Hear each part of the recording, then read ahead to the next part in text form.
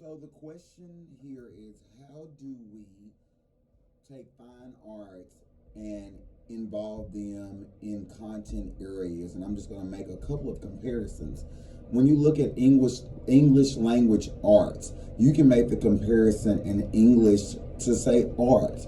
Give the students a book to read, give the students a written assignment. And you can take those and tie those back to the art. They can illustrate or put their feelings on paper through art. The students could be asked to draw a picture that we can write a story about.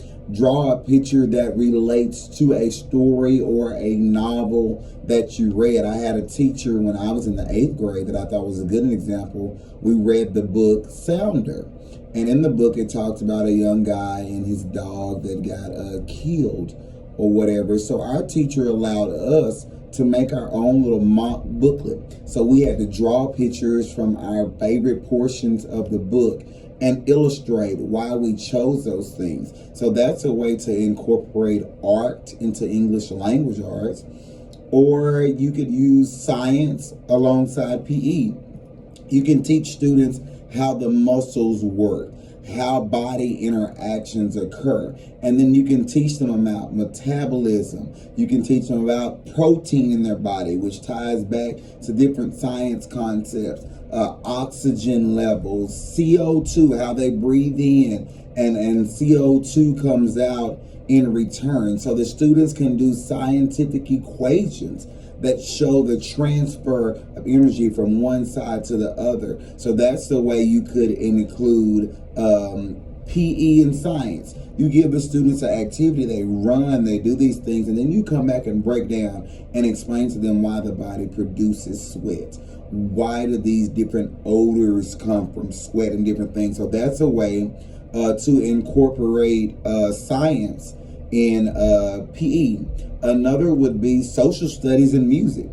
In elementary education, a big thing is music.